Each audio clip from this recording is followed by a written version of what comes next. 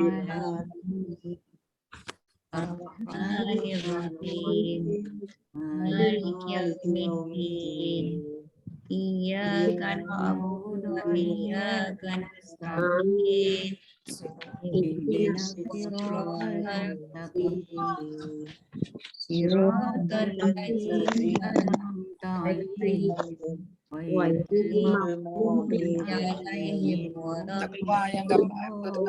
Ini kamera ni kamera ni الضالين.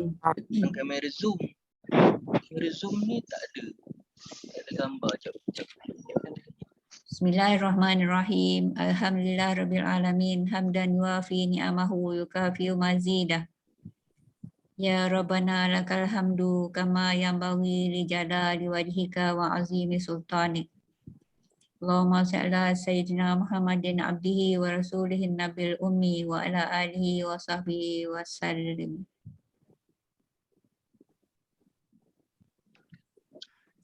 Wa ala alihi wa sahbihi wa sallam. Ya Allah, terimalah dan berkatilah majlis ilmu kami pada hari ini, iaitu kelas hadis 40. Dalam usaha kami memahami hadis-hadis tersebut dan berazam untuk beramal dengannya.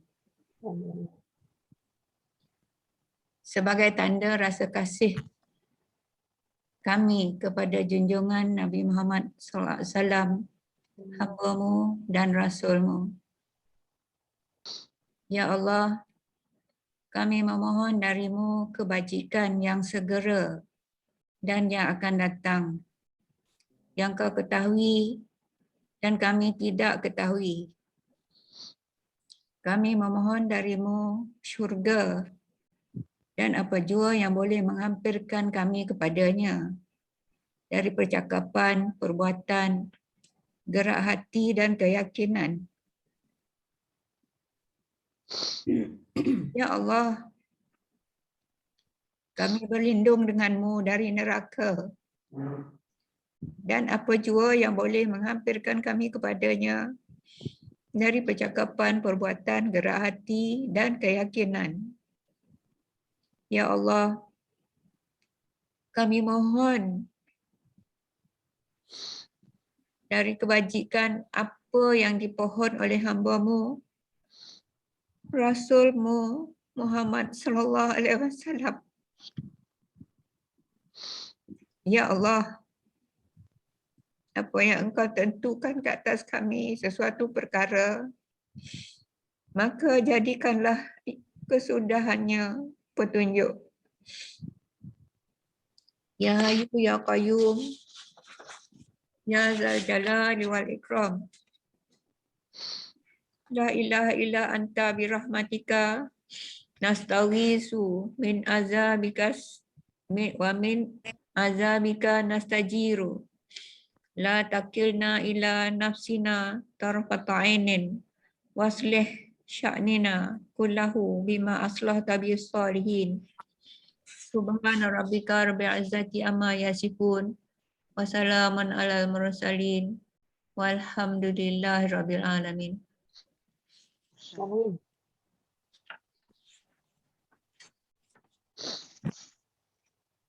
Sesi 2 kita ni sebagai mana yang saya nyatakan sebelum ini, kita sambung.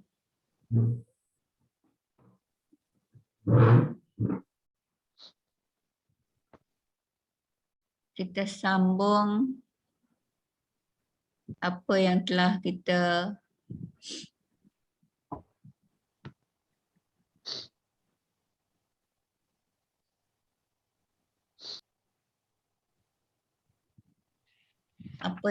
bincangkan pada minggu lepas ya.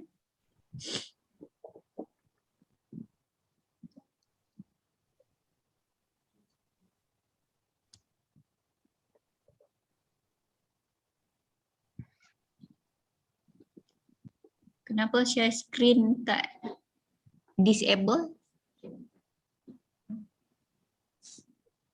Host disable participant screen sharing.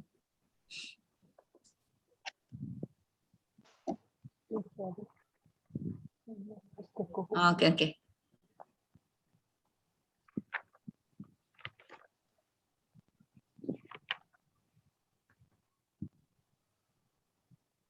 Ada keluar ya skrin? Ada. Atas tu ada catatan untuk kegunaan ahli saja. Okey. Ni yang minggu lepas kita pergi ke hari ini punya. Ni. Minggu lepas last kita hadis tu terbahagi kepada 13 bahagian kan? Yang pertama hadis mutawatir kita dah tahu, hadis masyhur pun kita dah tahu, dan hari ini hadis sahih. Hadis sahih inilah yang banyak menjadi panduan kepada kita semua ya. Sebab yang mutawatir dengan masyhur tu dia tak sebanyak hadis sahih lah. Okay. Hadis sahih ni iaitu hadis yang berhubung sanadnya dari permulaan hingga akhir dan periwayatnya semua mempunyai 4 sifat berikut. Sifat ni sangat penting untuk menentukan hadis itu sahih atau sebaliknya. Sifat yang pertama adil. Perawi tu ya. Perawi itu orang yang meriwayatkan hadis tersebut. Dia mesti adil. Maksud adil di sini ialah dia mesti seorang Islam, baligh, berakal, tidak melakukan dosa besar dan tidak pula berkekalan melakukan dosa kecil. Dosa kecil pun dia mungkin ada sekali-sekala tapi dia tak berkekalan melakukan dosa kecil tersebut ya, dan tidak melakukan perkara-perkara yang menjatuhkan maruah atau kehormatan diri. Kalau dia adil tadi kan, tapi pernah menjatuhkan maruah diri ataupun kehormatan diri. Jadi kalau dia sebagai periwayat, maka hadis tu dah tak masuk dah dalam hadis sahih. Okey.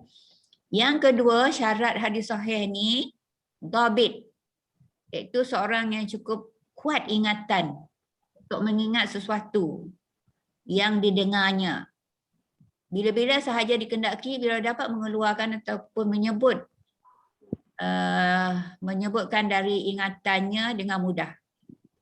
Dhabit ni maknanya kuat ingatan lah. Macam hadis tu dia dengar dari Nabi, dia terus ingat perkataan demi perkataan. Dan orang berikut yang dengar, sekiranya dia pun sama macam orang pertama, perawi pertama tu, maknanya orang tu pun dhabit lah. Maknanya syarat pertama dengan syarat kedua dia dah beroleh ya. Yang pertama adil, yang kedua dhabit, kuat ingatan. Yang ketiganya sejahtera dari keganjilan. Apa maksud ganjil ni? Maksudnya riwayatnya sejahtera ataupun selamat dari berbeza dengan riwayat orang-orang kepercayaan. Sama ada bertambah atau berkurang pada sanadnya atau matannya. Matan kita ingat kan? Matan tu hadis Nabi, perkataan Nabi itu sendirilah kalau kata-kata.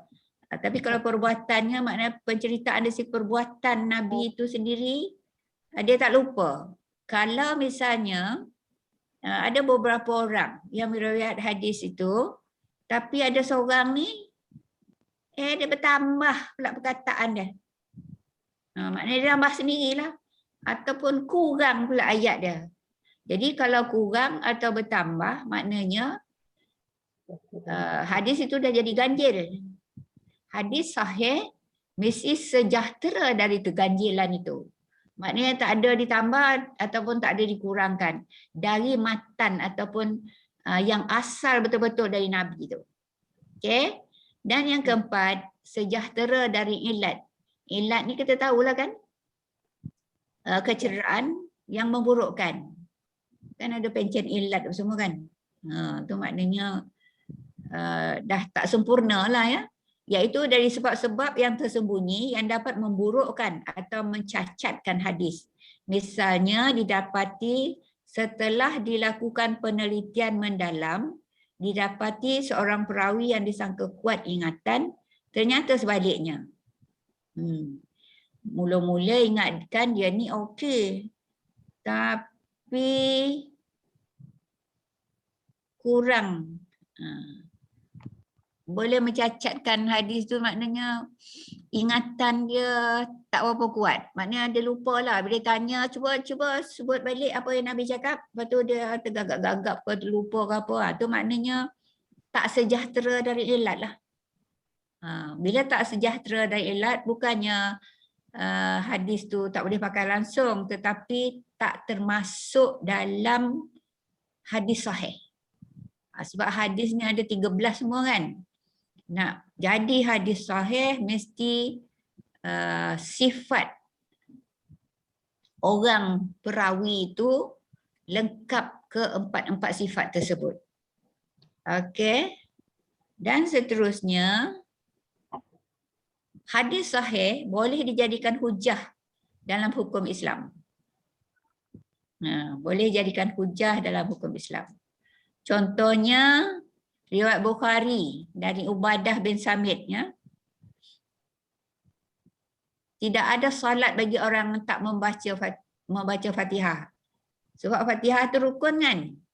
Rukun kalau tak dibuat dalam solat, maka semayang tu tak sah lah.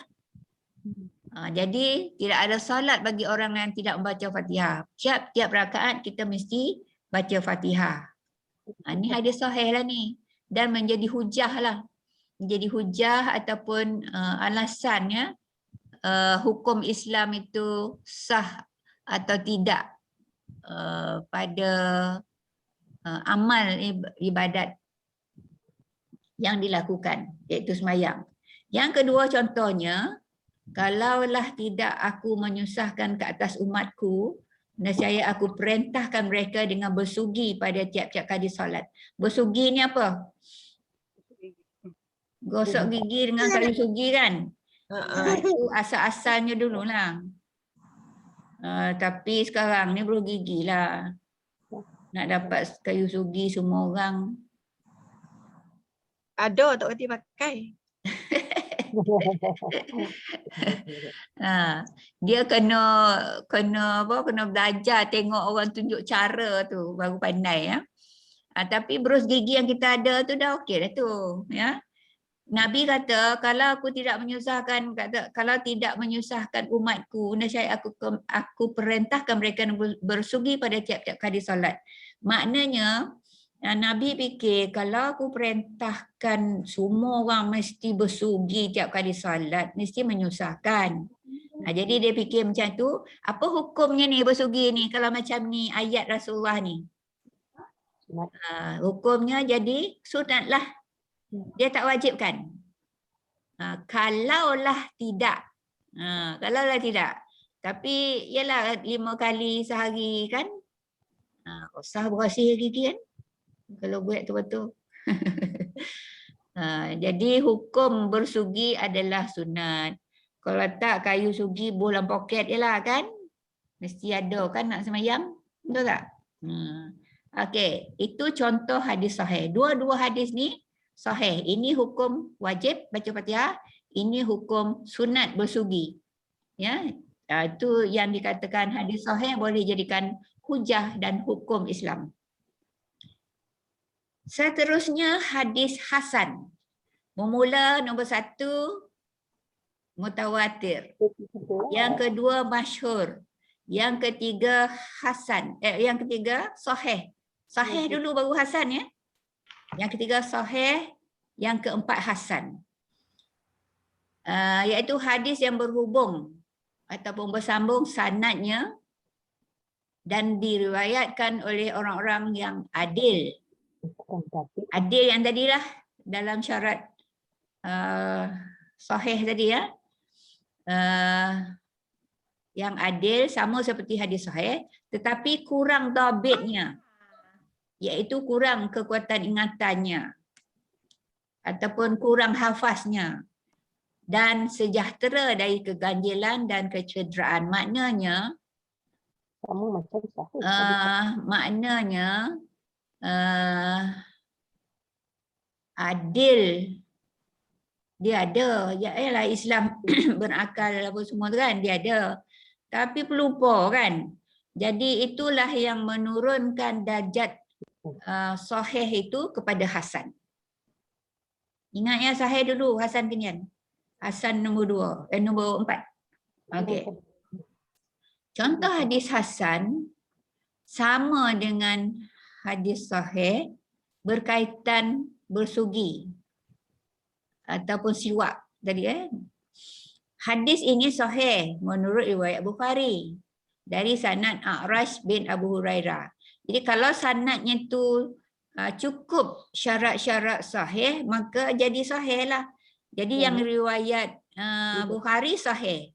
Tapi hadis ini menjadi hasan menurut riwayat Tirmizi. Sebab sanad yang dia perolehi Dari Abu Hurairah. Dari Muhammad bin Amru dan Abi Salamah dari Abu Hurairah. Seorang dari sanad tu kan dia berlapis-lapis kan yang riwayat tu. Seorang dari sanad itu Muhammad bin Amru tidak mempunyai kekuatan ingatan yang diperlukan dalam syarat hadis sahih. Jadi ada seorang. Padahal Abu Hurairah ni memanglah banyak riwayat hadis kan. Tapi oleh kerana ada seorang yang diperolehi oleh Tirmizi yang tidak kuat ingatan, maka hadis yang diriwayatkan, hadis yang sama tapi diriwayatkan oleh Tirmizi, maka yang diriwayatkan oleh Tirmizi ini menjadi hadis hasan. Kalau yang riwayat Bukhari jadi hadis sahih. Okey. Lagi contoh hadis hasan ya. Sembelihan anak binatang dalam perut ibunya ialah sembelihan ibunya. Saya ingat lagi dulu masa belajar ni. Kata ustaz tu, sembelih ibunya, rupa dalam perut dia ada anak kan. Anak itu bulat dia leher, boleh makan. Sebab apa? Masa Hadis sahih. Dia dalam perut ibu itu disembelih. Itu maksud hadis ni. Sembelihan anak binatang dalam perut ibunya ialah sembelihan ibunya. Okey. Ini riwayat Tirmizi. Dilihat dari riwayat Imam Tirmizi ini terdapat seorang sanadnya bernama Mujalid, seorang yang lemah. Mujalid pula nama kan. Okey. Jadi Tirmizi ni banyak dapat hadis hasan lah kot. Tadi dia juga kan. Dan ni dia lagi sekali. Mungkin orang yang sama tu. Okey. Seterusnya, istilah-istilah yang dipakai untuk martabat hadis sahih. Hadis riwayat Bukhari dan Muslim ialah hadis yang Bukhari dan Muslim meriwayatkan hadis tersebut dengan sanad masing-masing. Kalau diriwayat dengan sanad masing-masing, yang Bukhari itu Bukhari lah, diriwayatkan oleh Bukhari. Kalau Muslim lah, diriwayatkan oleh Muslim. Tapi ada satu lagi special, hadis muttafaqun alaih. Muttafaqun alaih. Muttafaq ni dari muafakat ya. Perkataan muafakat. Hadis tu dua orang ni Bukhari dan Muslim serupa segala. Sanadnya sama, kaulnya sama, matan serta sanadnya sama. Kaul ni apa kaul? Qala yaqulu, kata-kata. Makna perkataannya sama, matannya sama, sanadnya pun sama. Kalau dua orang ni Bukhari dan Muslim ni dua-dua tu sama, orang kampung kata sada Allah kan, maka hadis tersebut martabatnya muttafaqun alaih. Dua-dua tu sepakat. Okey. Hadis sahih itu sebenarnya ada 7 bahagian. Yang pertama yang muttafaqun alaih itulah, maknanya yang paling hebat. Sebab dua-dua tu dapat dan sama-sama setuju keduanya meriwayatkan dengan sanad yang satu. Tadi dah sebut muttafaqun alaih tu ya. Yang kedua hadis sahih Bukhari. Tadi hadis muttafaqun alaih dua-dua orang dia Bukhari dan Muslim sepakat. Yang kedua ni hadis Bukhari diriwayatkan sepenuhnya oleh Bukhari sendiri. Itu riwayat hadis Bukhari. Yang ketiga riwayat sahih Muslim diriwayatkan oleh Muslim sendiri. Maknanya yang pertama berdua-dua sepakat. Jadi hadis sahih muttafaqun alaih. Yang kedua ni Bukhari seorang-seorang. Jadi hadis sahih Bukhari. Yang ketiga ni hadis Muslim. Muslim riwayat seorang-seorang. Ya. Lepas tu yang keempat hadis sahih juga ala syartil muttafaq. Ala ni bukannya ala cakap Melayu ya. Ala ni bahasa Arab. Ala tu mana atas. Syartil tu syarat, muttafaq tu muafakat. Maknanya di sini kalau hadis sahih ala syartil muttafaq ni diriwayatkan oleh ulama hadis yang lain. Maknanya Bukhari tak, Muslim pun tak, lain dari Bukhari dan Muslim lah ni. Tapi kedua-dua orang ini setuju. Setuju. Maknanya syarat-syarat Bukhari dan Muslim tu ada pada hadis itu. Tapi periwayatnya ulama lain, ulama hadis lain. Okey? Jadi itu hadis nombor 4 Hadis sahih ala syartil muttafaq. Muttafaq tu Bukhari Muslim. Syarat muttafaq Bukhari Muslim. Syarat sepakat oleh Bukhari Muslim. Tapi periwayatnya ulama lain dari dua orang itu. Maknanya Bukhari Muslim setuju, sepakat setuju. Okey. Jelas ya nombor 4? Yang nombor 5, hadis saya ala syarti Bukhari. Nah Bukhari pula Tadi ni dua-dua. Yang ni Bukhari saja. Iaitu diriwayatkan oleh ulama hadis lain sanad Bukhari. Yang lain dengan sanad Bukhari. Mana saya baca ni? Syarat Muslim pula kan? Saya baca nombor 5 pun nombor 4 ni. Ala syartil Bukhari diriwayatkan oleh ulama hadis dengan sanad Bukhari menurut syarat Bukhari. Tadi syarat dua-dua, tapi di sini syarat Bukhari sahaja. Jadi kalau syarat Bukhari sahaja, hadis itu hadis sahih ala syartil Bukhari. Riwayatnya ulama lain. Okey. Yang keenam, hadis sahih ala syarti Muslim. Diriwayatkan oleh ulama hadis lain dengan sanad Muslim menurut syarat-syarat Muslim. Jadi yang mula tadi syarat mula tadi muttafaqun alaih, dua-dua orang tu. Yang kedua Bukhari sahaja. Yang ketiga Muslim sahaja. Yang keempat ulama lain tapi dua-dua orang Bukhari Muslim sepakat setuju. Yang kelima ulama lain yang riwayatkan Bukhari. Sanad dia Bukhari cukup syarat ya. Yang keenam hadis sahih juga diriwayatkan oleh ulama hadis lain dengan sanad Muslim menurut syarat-syarat Muslim. Yang ni pula syarat-syarat Muslim. Ala syartil Muslim. Ala tu mana di atas, syarti tu syarat Muslim. Di atas syarat Muslim. Okey. Mula berdua, lepas tu Bukhari seorang, lepas tu Muslim seorang, lepas tu riwayat ulama lain, dua-dua orang setuju. Lepas tu hadis sahih syarat Bukhari, Bukhari saja yang lengkap syarat tu. Periwayatnya ulama lain dan yang ni Muslim sahaja yang cukup syarat-syaratnya, perawinya ulama hadis lain. Yang ketujuh, hadis sahih yang diriwayatkan oleh ulama selain Bukhari dan Muslim cukup syarat-syarat hadis sahih.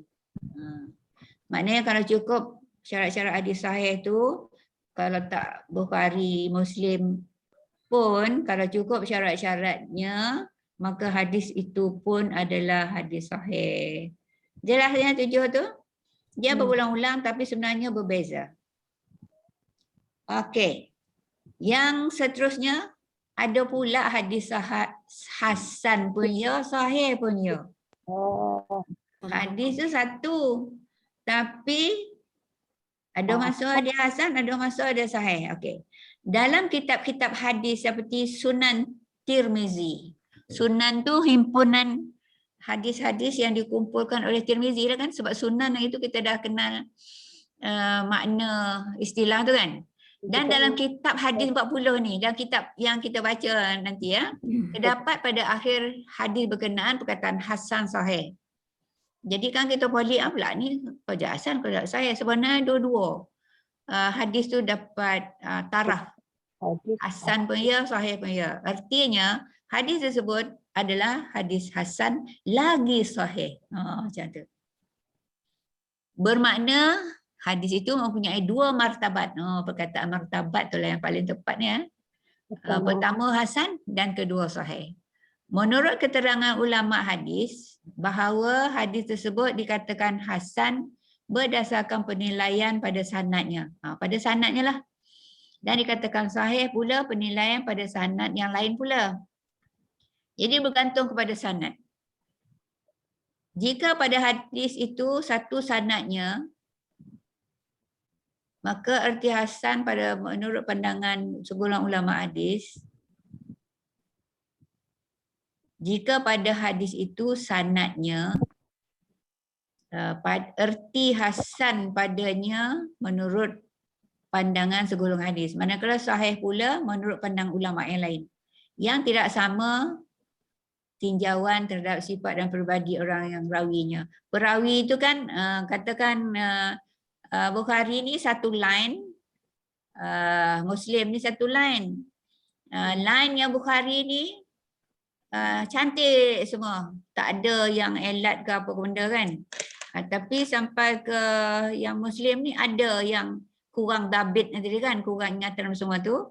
Jadi di situlah letaknya, walaupun hadis sama, tapi seorang hadis tu dapat martabatnya sahih dan seorang lagi dapat martabatnya hasan. Okey. Yang kelima, dia ada 13 kan? Ini baru 25 kan? Yang kelima, hadis daif. Daif tu cakap Melayu pun daif kan? Lemah. Rawinya hadis yang mempunyai syarat hadis sahih. Tapi tidak pula hadis yang mempunyai syarat hadis sahih. Tetapi tidak pula hasan. Yang sahih tu nampak ada kan? Tapi hasan dia tak sempurna. Syarat hasan dia tak sempurna. Misalnya, rawinya bukan Islam. Dah tentu. Dah tolak kan? Kemain lagi dia bercerita begini. Tapi rupa dia bukan Islam. Yang kedua budak lagi. Belum balik ya. Yang tiga, yang seterusnya tidak diketahui orangnya atau sifatnya. Tidak bagus ingatan kerana selalu lupa. Tidak benar percakapannya. Ada pemongak kan? Pernah berdusta. Serta tidak menjauhkan diri dari melakukan dosa dan perbuatan-perbuatan yang menjatuhkan maruah atau kehormatan pribadinya. Ditambah lagi riwayatnya menyalahi riwayat perawi yang lebih masyhur daripadanya. Ada diubah pula kan? Okey. Jadi contoh hadis dhaif. Kita pakai hadis ni. Menuntut ilmu adalah fardu atas tiap-tiap orang Islam, lelaki dan wanita. Riwayat Al-Baihaqi, Ahmad dari Anas. Menurut Al-Baihaqi, hadis ini masyhur tetapi kesemua sanadnya lemah belaka. Nak baik macam mana? Orang tu dia memang dengar Nabi cakap kan. Tapi itulah sanadnya lemah belaka. Itu Baihaqi. Baihaqi ni ulama hadis jugalah ya. Lepas tu Imam Nawawi sendiri yang kitab yang kita akan baca ni, hadis ini dhaif Sahih. sekali, lemah ya, sekali pun maknanya sahih. Makna dia betul. Tak ada yang salah tu lah. Untuk ilmu fardu atas tiap-tiap orang Islam, lelaki dan perempuan, lelaki dan wanita ya. Dia punya maknanya betul. Tapi dalam sanadnya terdapat Hafsin bin Sulaiman. Lah, nama Abah saya pula, nama Abah. Ya, seorang yang lemah. Tak kuat ingatannya, dia pelupa. Bila sahabat, apa tadi? Dah lupa pula kan. Jadi, menurut Imam Nawawi, hadis ini hadis dhaif sekalipun maknanya sahih. Maknanya betul, tapi dia dhaif. Sebab apa dhaif? Sanadnya seorang daripadanya seorang yang lemah. Jelas ya hadis dhaif? Ini saya buat color-color ni kan. Sebab bila saya susun dalam satu slide, ya Allah penuh macam susah sangat nak nampak ni mana kan. Jadi saya petak-petakkan lah ni.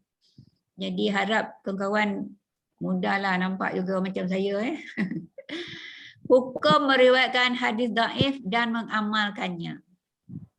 Ulama nombor 1, ulama sepakat menetapkan bahawa tidak boleh sama sekali kita mengamalkan hadis dhaif untuk menetapkan sesuatu hukum halal dan haram. Hukum jual beli, hukum perkahwinan, hukum talak dan lain-lain. Ni hukum yang berat-berat lah kan.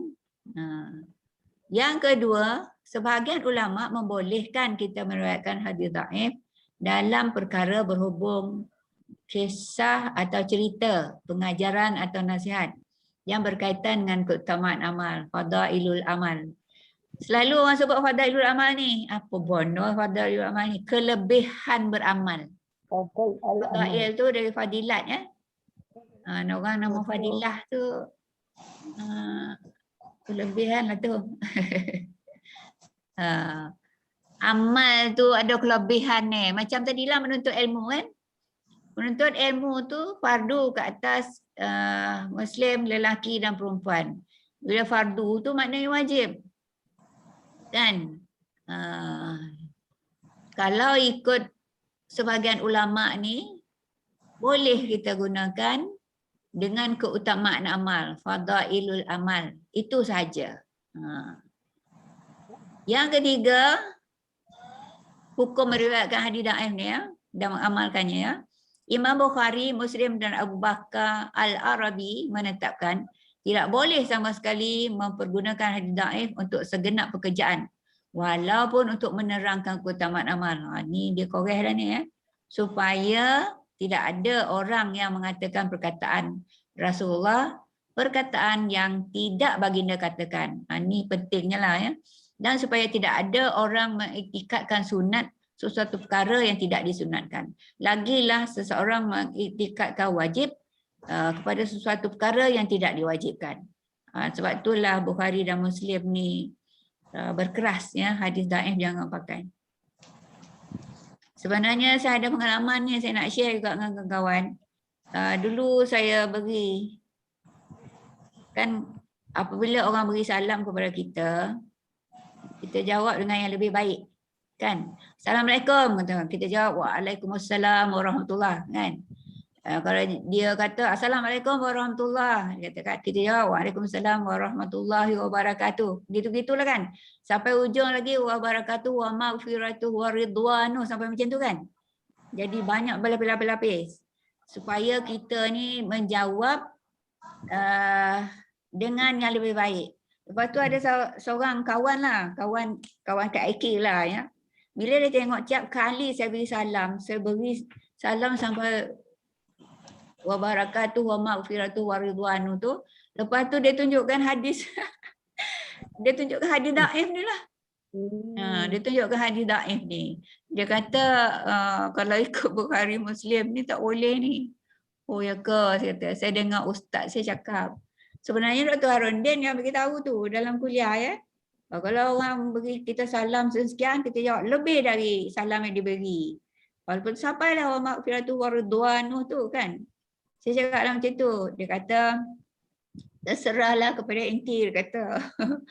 Nak ikut cakap Tuan Guru tu ke ataupun nak berdasarkan berhadis ni. Lepas tu saya tak adalah, kalau tengok salam-salam saya sampai wabarakatuh je lah. Sebab yang sampai warahmatullahi wabarakatuh ada hadisnya, ada hadis sahihnya.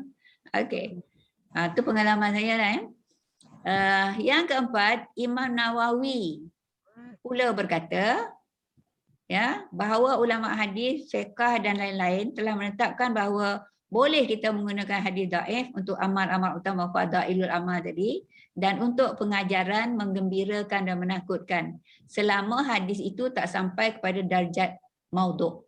Hadis maudhu' ni hadis palsu. Selagi bukan hadis palsu, cuma dia dhaif sahaja, kata ikut Nawawi, Imam Nawawi boleh beramal, iaitu bukan dari segi hukum hakam lah, tapi untuk menunjukkan keutamaan amal tadi, fadail amal kan. Misalnya kan, kalau sedekah macam ni, dapat 700 kali ganda, macam tu. Tu maknanya hadis dhaif atau hadis maudhu' lah tu.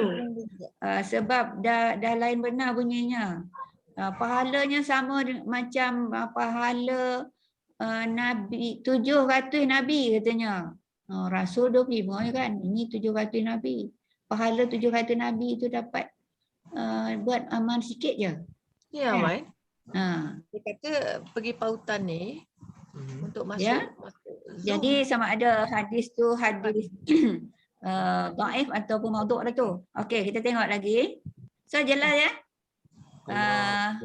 Ni je makluk Meriwayat hadis dhaif ni dan mengamalkannya ya. Okey. Seterusnya yang keenam, marfu' pula.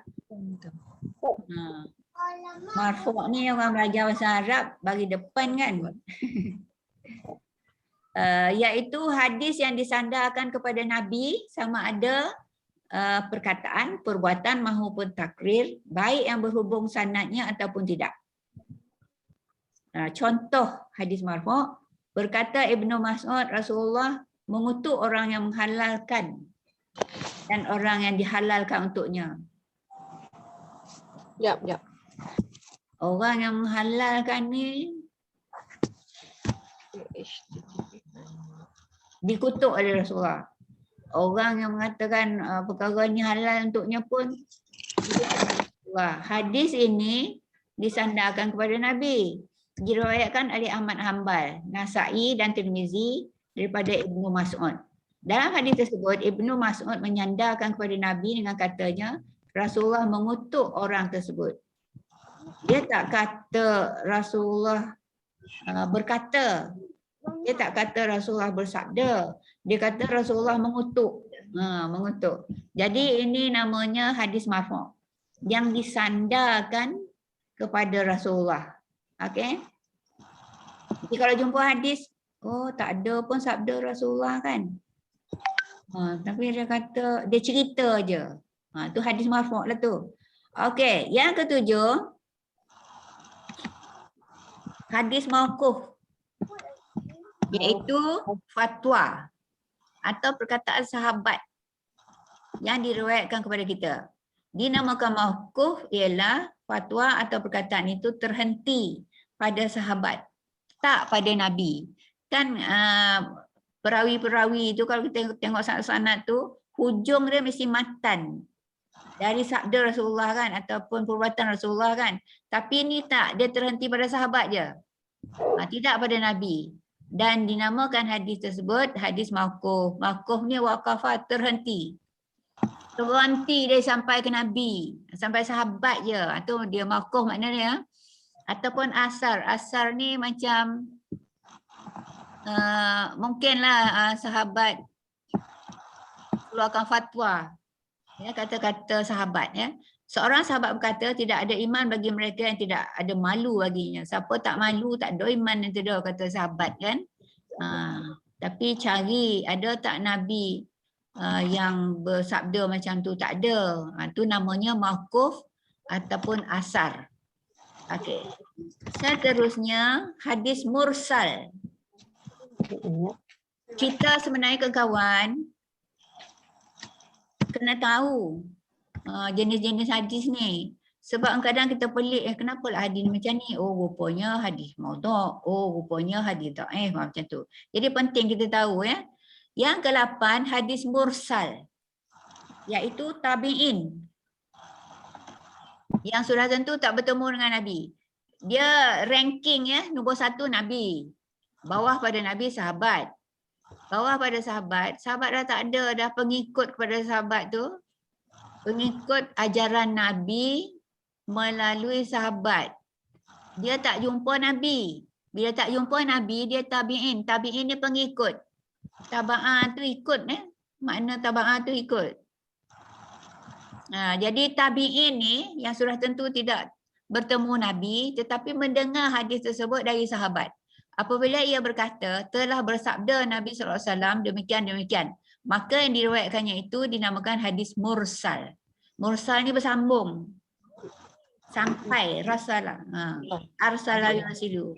Bersambung. Hadis mursal iaitu yang dilangsungkan atau diteruskan kepada Nabi SAW dengan tidak melalui perantaraan sahabat. Maknanya sahabat pun dah kurang masa tu. Sahabat ni maknanya dia Islam dan sempat bertemu Rasulullah. Bertentang mata lah orang kata. Bertemu dengan Nabi. Kalau dia pernah bertemu dengan Nabi, hidup sezaman dengan Nabi lah maknanya. Ya, dan dia beriman. Dia Islam ya. Itu sahabat. Dia sahabat pun dah tak ada ataupun dah kurang sangat. Tinggallah tabi'in. Kita ni bukan tabi'in lagi dah. Tabi'ut tabi'in. Pengikut kepada tabi'in yang lalu-lalu. Tak tahu berapa lapis dah tabi'in kita ni. Ya.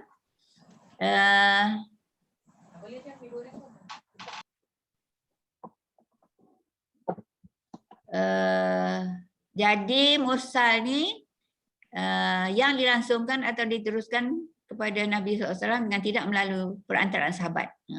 Sebab sahabat pun dah tak ada. Contohnya, seorang tabi'in bernama Sa'id bin Musayyab telah berkata, bersabda Rasulullah SAW, perbezaan antara kita dan antara orang munafik ialah orang-orang munafik itu tidak kuasa ataupun malas mengerjakan sembahyang isyak dan subuh. Munafik, dia sembahyang tu biar orang nampak je. Kalau subuh tu orang tak nampak, rumah masing kan. Isyak pun orang tak nampak. Jadi dia sembahyang time orang nampak je. Itu pun munafik ni kadang-kadang ada ceritanya lah. Dia tak berwuduk pun, pergi je masuk sah. Itu munafik lah. Sebab munafik, ya, munafik ni maknanya menipu, bohong. Nipu diri sendiri, nipu Tuhan, nipu orang. Nipu macam-macam lah. Semua lah ditipu lah. Itu munafik lah kan. Cakap lain, buat lain. Okey. Jelas ya hadis mursal. Tabi'in yang menyebutkan hadis tersebut tapi dipetik dari apa yang Nabi pernah ungkapkan. Sa'id bin Musayyab ni tabi'in. Kalau kita ni kan baca hadis kan pun kita petik dari Rasulullah juga kan. Kita tabi'in tu pun kita tak jumpa kan. Jadi mana hadis yang sampai ke kita tu jadi hadis mursal lah kalau kita petik lah. Okay. Seterusnya yang ke-9 hadis muttasil. Muttasil ni hadis yang berhubung sanadnya, tiap-tiap orang meriwayatkannya mendengar terus dari orang yang meriwayatkan kepadanya sehingga sampai kepada Nabi atau kepada sahabat. Muttasil ni bersambung, berhubung. Ya. Contoh hadis muttasil, tidak beriman seseorang daripada kamu sehingga dia mengasihi saudaranya sebagaimana dia mengasihi dirinya sendiri. Tidak beriman seseorang daripada kamu sehingga dia mengasihi saudaranya sebagaimana dia mengasihi dirinya sendiri. Maknanya Dialah.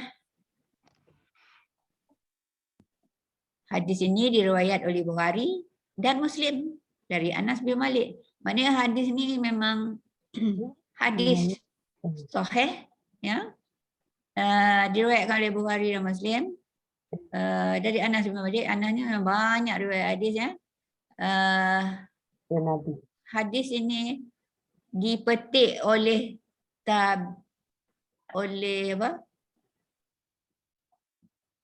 oleh seseorang, ya. Kira hadis tu hadis mutasil lah, bersambung-sambung dari riwayat sebelumnya. Kalau kita pun petik ni, kita mengguna hadis mutasil lah. Tapi sebenarnya asal hadis tu adalah hadis sahih atau hadis hasan. Tidak beriman seorang di kamu sehingga dia mengasihi saudaranya sebagaimana dia mengasihi dirinya sendiri. Macam mana dia sayang ke diri dia, macam itulah dia sayang ke siapa-siapa lah. Bukan saudara mara keturunan darah ayah, sesiapalah yang sesama Muslim, ya. Okey, yang ke-10 hadis mahfuz. Hafaz tu pelihara, mahfuz. Ada nama orang mahfuz kan? Maksudnya hadis yang terpelihara. Kalau perempuan mahfuzah, ya. Orang yang meriwayatkan hadis itu orang yang kepercayaan dan tidak menyalahi akan golongan kepercayaan lain daripadanya dengan menambah atau mengurang. Contoh hadis mahfuz, hadis ketiga dalam kitab hadis 40 ni. Iaitu Islam didirikan atas 5 perkara. Rukun Islam itulah. Hadis ni diriwayatkan oleh Bukhari dan Muslim dan dari Abdullah bin Umar Al-Khattab. Abdullah bin Umar Al-Khattab ni, Abdullah ni anak Sayyidina Umar lah, ya. Sayyidina Umar sahabat kan. Sayyidina Umar lah yang dengar hadis ni dari Rasulullah. Jadi hadis ni memang hadis sahih lah. Hadis sahih. Bila kita ambil macam Imam Nawawi bukukan ni, jadilah hadis tu hadis mahfuz pula. Tapi asalnya memang hadis sahih, ya. Yang ke-11 hadis jayyid.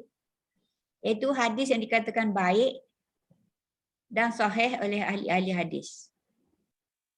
Hadis kelima dalam kitab hadis 40 kita ni iaitu sesiapa yang mengada-ngadakan yang baru itu bid'ah dalam agama. Adalah panjang lagi, ya. Ada panjang lagi. Hadis ini riwayat Bukhari dan Muslim. Nanti kita akan jumpa lah hadis kelima tu. InsyaAllah, ya. Jayyid, baik. Jayyid, baik dan sahih. Okay. Itu maknanya memang hadis sahih lah. Memang hadis sahih. Okay. Tapi kita petik. Macam Imam Nawawi petik hadis ni. Dia petik hadis sahih. Okay. Yang ke-12 hadis mujawwad dan sabit. Iaitu hadis yang meliputi hadis sahih dan hasan. Yang dinamakan juga hadis mujawwad dan sabit. Contohnya hadis ke-11 dalam kitab hadis 40 ini. Iaitu tinggalkanlah apa yang meragukanmu dan kerjakanlah apa yang tidak meragukanmu. Apa-apa yang meragukan, jangan buat. Apa-apa yang tidak meragukan, buatlah. Macam jugalah, ini haram, ini halal. Yang haram tu tinggalkanlah. Yang halal tu gunakanlah, buatlah, makanlah, lakukanlah. Macam tu. Okey. Yang akhir sekali. Yang akhir ni yang berat ni. Hadis maudhu'. Maudhu' ni kita kalau cakap Melayu, maudhu' ni kita pinjam dia bahasa Arab.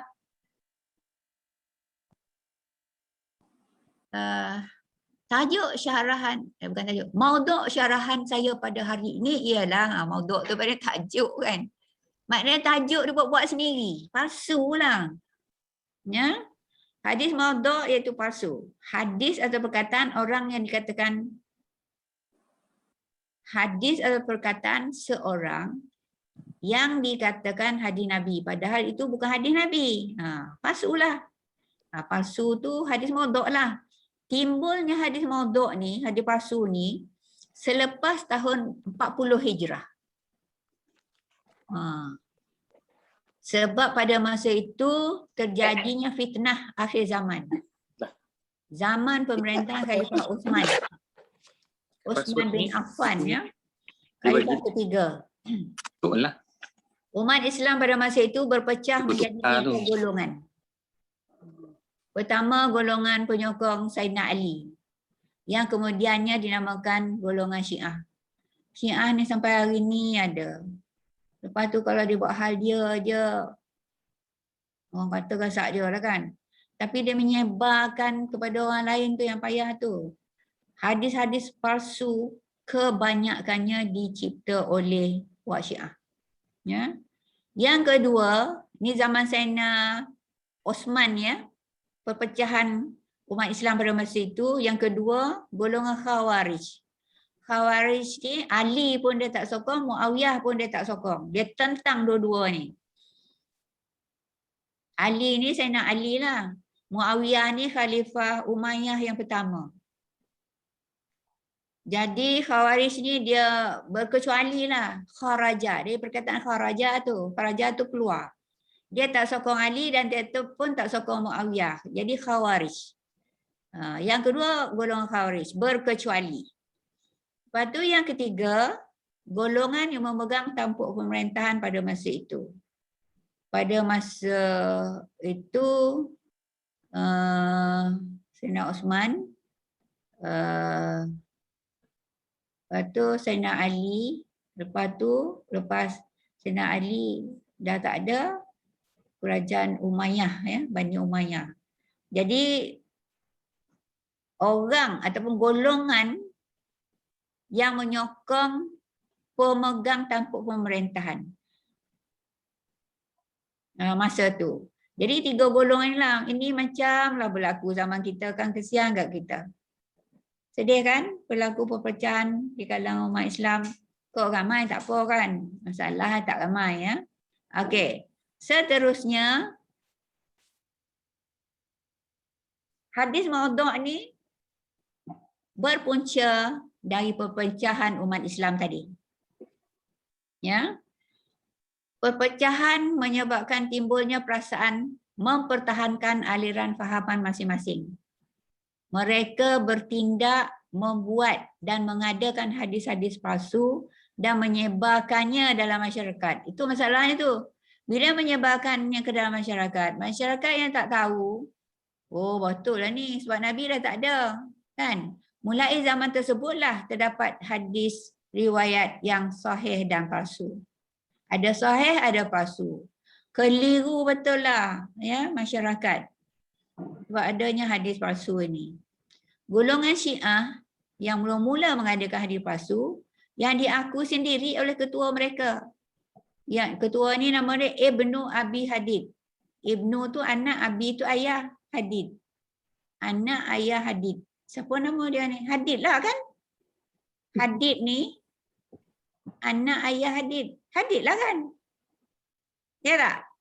Anak ayah Hadid. Sebenarnya nama dia Hadid.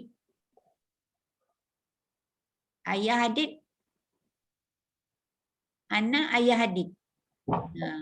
Jadi anak ayah Hadid ni lah ketua tukang mengadakan hadis palsu ni. Membuat hadis palsu ni sebanyak-banyaknya.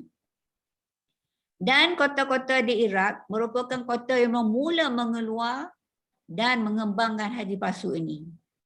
Dah dikeluarkan, lepas tu kembang pula. Kerana kaum Syiah tinggal di kota-kota tersebut. Imam Az-Zuhri sendiri pernah berkata, Imam Az-Zuhri ni imam hadis yang betul, ya. Pernah berkata, keluar hadis dari kami sejengkal. Lalu kembali kepada kami di Iraq sehasta. Sejengkal, balik ke dia jadi sehasta. Maknanya dia tambah-tambah. Tu hadis palsu lah tu. Ataupun hadis maudhu', ya.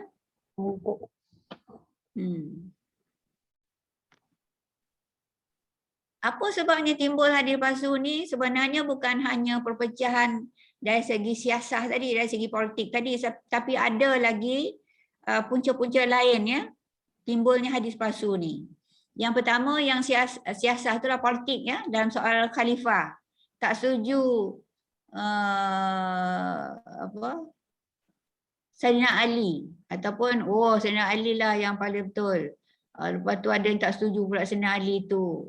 Kata dia lah pula yang paling betul. Tu banyak maya lah ya. Mereka membuat hadis palsu untuk kepentingan masing-masing. Pihak yang banyak membuat hadis tersebut ialah golongan Syiah dan Rafidah. Elok kan? Dalam grup kita tak ada nama Rafidah kan? Maksud Rafidah ni pelampau puak Syiah. Yang memang menentang, melawan. Tu Rafidah. Rafidah tu maknanya melawan ya. Jadi ni terlebih-lebih benarlah Rafidah ni. Syiah saja tu umum ya, tapi bila Rafidah ni maknanya dalam Syiah tu ada lagi golongan pelampau Syiah. Rafidah ni perempuan ke Kak? Pula nama orang, bukan nama orang ni yang Rafidah ni gelaran kepada puak Syiah yang melampau. Pelampau Syiah. Kalau nak jadikan nama orang, Rafidah. Nama orang tu usah menentang lah kau jangan. Pokok dia lah kan, nasib dia lah. Kita tak payah nolong ada. Kan? Adalah nama orang tu Bahimah. Kesian kat dia. Bahimah tu artinya binatang. Panggil lah Bahimah binatang lah artinya budak tu seumur hidup. Kesian kan? Sebab itulah kalau nak namakan anak ni biarlah elok makna kan. Sebab nama tu menjadi doa. Betul tak? Rafidah ni bukan nama perempuan dalam konteks ayat ini. Tetapi nama golongan puak Syiah yang melampau. Okey? Dan banyak-banyak orang Syiah tu ada yang pelampau. Macamlah juga orang Yahudi kan. Yang pelampau tu ada grup dia. Itu yang nak menjahanamkan dunia kan. Tapi Yahudi tak semuanya yang setuju dengan apa yang pelampau tu buat kan. Macam itulah tu. Yang kedua, Zanadiqah. Saya biasa sebut Zanadiqah tapi dalam kitab tu tulis Zanadaqah. Jadi kita ambil lah. Takut pula betul orang ni yang saya punya tu salah. Zanadaqah iaitu golongan yang benci kepada perkembangan dan kebesaran Islam serta tidak senang hati melihat kejayaan kerajaan Islam. Golongan zindik ni, zindik. Kafir zindik kan. Dia ni memang anti kepada perkembangan dan kebesaran Islam. Tak senang hati melihat kerajaan Islam yang berjaya. Mereka mengadakan hadis palsu lah untuk memusnah syariat Islam. Sama lah macam sekarang juga kan. Ada puak-puak yang berusaha merosakkan syariat Islam. Macam-macam dilakukan supaya orang tak ikut dah syariat Islam ni. Tu golongan kalau zaman dulu tu nama dia golongan zindik lah. Atau Zanadaqah. Yang ketiga Asabiyah. Kita biasa kan dengan Asabiyah? Asabiyah golongan yang terlampau taksub kepada bangsa dan kebudayaan. Mereka pun buat hadis juga. Buat hadis palsu juga. Jadi hadis palsu ni bukanlah dalam soal politik sahaja. Tetapi termasuk orang yang anti kepada kejayaan Islam. Dan Asabiyah ni orang yang terlampau taksub kepada bangsa dan kebudayaannya. Yang lain dari grup dia semua tak betul. Kan? Tu taksub dah tu. Taksub ni dia tak kira yang dia taksubkan tu benar atau tidak. Benar manjang je. Tu taksub dah tu. Kita janganlah terlalu taksub kepada seseorang. Contohnya kan. Sebab yang benar tu tetap benar. Yang salah tu tetap salah. Jadi kita kena gunalah ta'akul. Kena akal kita. Yang keempat. Tadi tu Asabiyah Yang ini nama dia golongan taksub terus. Yang ini terlampau taksub kan. Ini golongan taksub. Yang ini pula taksub kepada imam-imam mazhab. Misalnya pengikut Imam Abu Hanifah. Mereka berkata, dia buat hadis. Hadis palsu lah. bahawa Nabi bersabda katanya. Ini pengikut Abu Hanifah ni. Abu Hanifah sendiri tak cakap macam tu. Tapi pengikut dia. Akan ada seorang lelaki pada umatku bernama Abu Hanifah An-Nu'man bin Sabit. Dialah pelita umatku. Ini pengikut-pengikut Imam Abu Hanifah. Macam Sayyidina Ali lah. Pengikut dia. Ali tak pun kata macam tu. Itulah Syiah. Ya. Tapi itu politik kan. Yang ni Imam Mazhab ni. Imam Syafi'i pun ada pengikut dia yang buat hadis. Padahalnya Syafi'i itu ambil hadis Hasan Sahih je kan. Tapi pengikut dia ada pula hadis lain yang memuji melambung apa nama ni Syafi'i ni. Kalau ia pun nak puji, janganlah kata Nabi pernah sabda ya. Okey. Seterusnya ni pula banyak ni yang menjadi punca timbulnya hadis palsu 8. Ya. Bukan politik saja, bukan siasah saja.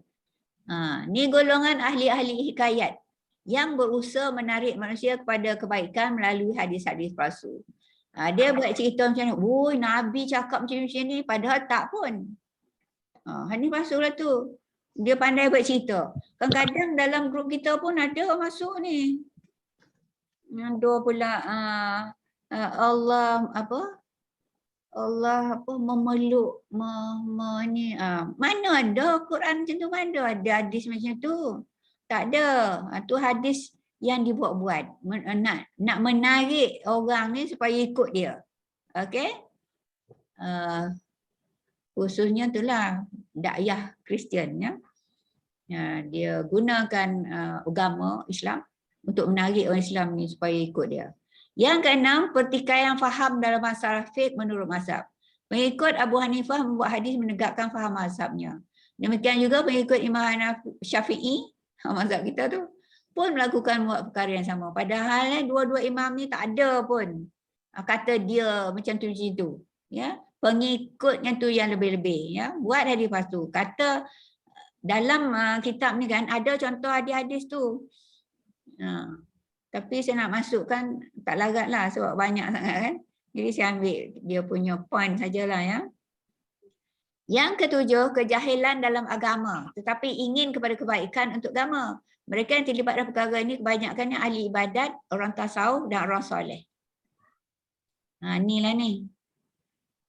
Siapa baca ni akan dapat pahala ribu-ribu, ratus-ratus macam tu kan. Memang kita jumpa dalam kitab-kitab yang tu. Tapi tak ada pun hadis yang betul seperti yang diungkapkan tu. Itulah masalahnya. Dia nak menarik orang supaya suka buat benda tu. Tapi dia sandarkan kata-kata dia tu, dia kata Nabi yang kata. Itu yang salahnya. Dia salah tu, salahlah hadis palsu. Ya? Macam hari tu kan kita buat apa? Kita buat wakaf dalam masa 10 hari pertama Zulhijjah kan. Ada hadis yang sahih. Ya, ada hadis yang sahih. Tapi ada hadis yang memang meragukanlah.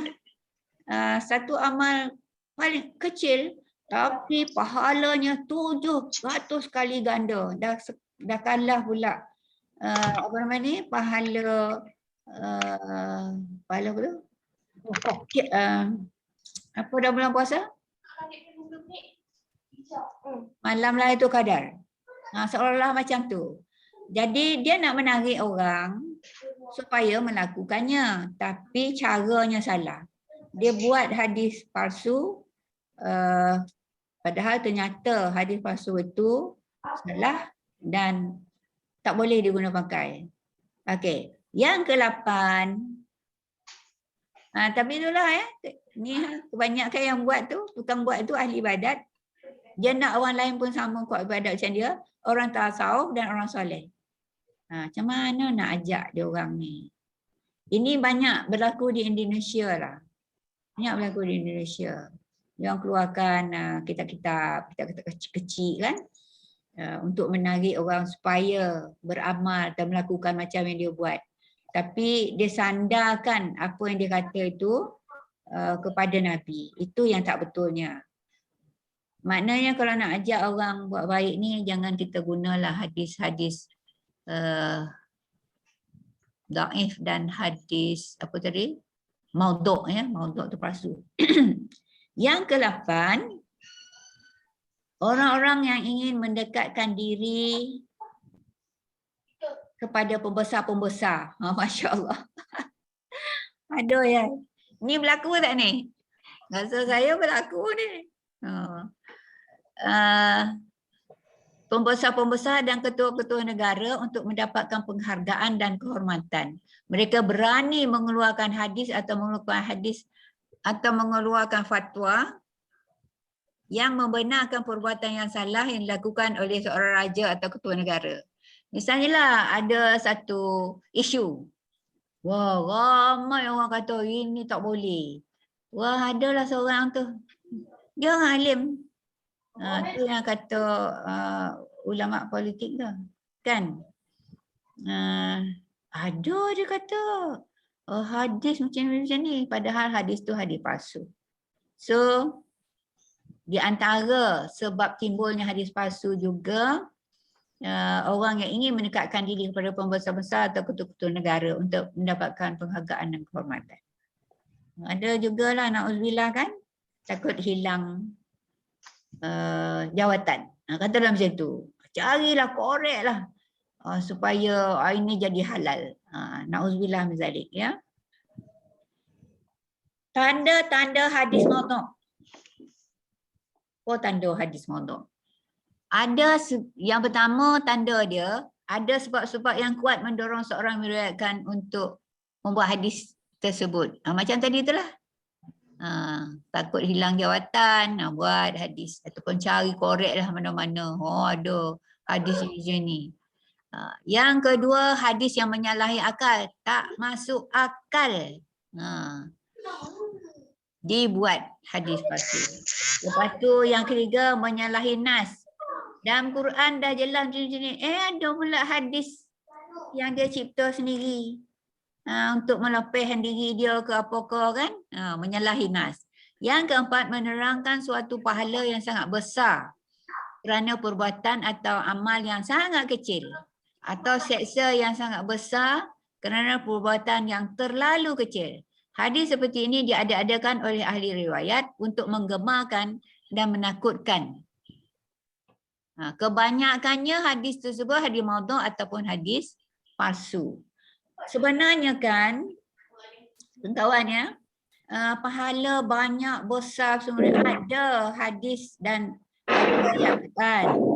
Tapi kalau dah terlebih-lebih benar tu, kita kena semak lah. Ni hadis ke apa kan? Ya, tak semua yang sampai kepada kita tu sebenarnya hadis yang betul. Lagilah tak masuk akal. Okey. Hukum meriwayatkan hadis maudhu'. Hadis tidak boleh diadakan walaupun dengan maksud yang baik pada agama. Orang yang mengadakannya dianggap orang yang berdusta terhadap Rasul. Dan orang yang menggunakan nama baginda dengan menggunakan hadis itu akan dimasukkan ke dalam neraka. Ada hadis sahihnya ya. Riwayat Muslim. Rasulullah SAW bersabda, janganlah kamu berdusta atas namaku. Yang minggu lepas pun ada keluar ni kan?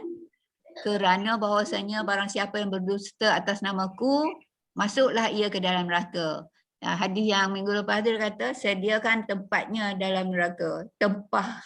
Dia kata, tempah. Tempat tinggal di neraka. Itu riwayat orang lain tu, ini yang riwayat Muslim ya. Jadi inilah yang saya nak sampaikan pada hari ini. Jadi sekian, terima kasih. Wassalamualaikum warahmatullahi wabarakatuh. Dan macam minggu lepas tu, kita akan sama-sama baca tasbih kafarah dan suratul Asr. Dan lepas tu kita berselawat. Ya, kita ada masa sikit ni. Masa kita selawat ni semua mute lah ya, semua tutup mikrofon. Biarlah suara Ustazah Bedah je keluar. Kan?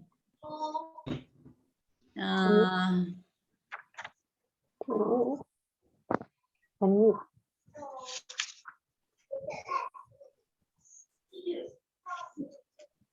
Dah lupa lah macam mana nak keluar dari skrin. Oh, sharing. Assalamualaikum Ustazah. Waalaikumsalam. Saya nak tanya sikit tentang bid'ah tu lah. Sebab baru-baru ni kan kita sambut Maah Hijrah semalam kan. Ada yang kata kalau kita baca doa awal tahun dengan akhir tahun tu, itu adalah bid'ah. Sebab ia tak dibuat di zaman Rasulullah kan. Apa pandangan Ustazah pula? Pandangan saya berdoa tu memang elok kan. Lepas tu kalau doa yang elok tu pada saya kalau nak buat boleh buat, tapi kalau tak nak buat tak ada masalah. Ya. Itulah. Sebab bid'ah ni pun ada yang baik dan ada juga yang tak baik. Itu yang apa tadi? Apa amal? Fadailul amal kan? Ada yang baik, ada yang tak baik. Okay. So kita mute semua. Lepas tu kita boleh kita baca tadi kafaran surah Asri dulu. Lepas tu kita berselawat. Kita akhiri majlis dengan membaca tasbih kafarah dan suratul Asr. Bismillahirrahmanirrahim. Subhanallahumma bihamdika asyhadu an la ilaha illa anta astaghfiruka wa atubu ilaik. Bismillahirrahmanirrahim. Wal 'asr innal insana lafi khusr illa allazina amanu wa amilus solihati wa tawasaw bil haqq wa tawasaw bis sabr.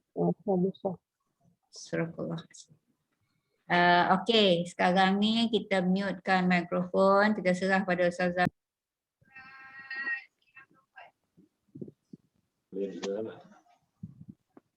Lain Ustazah.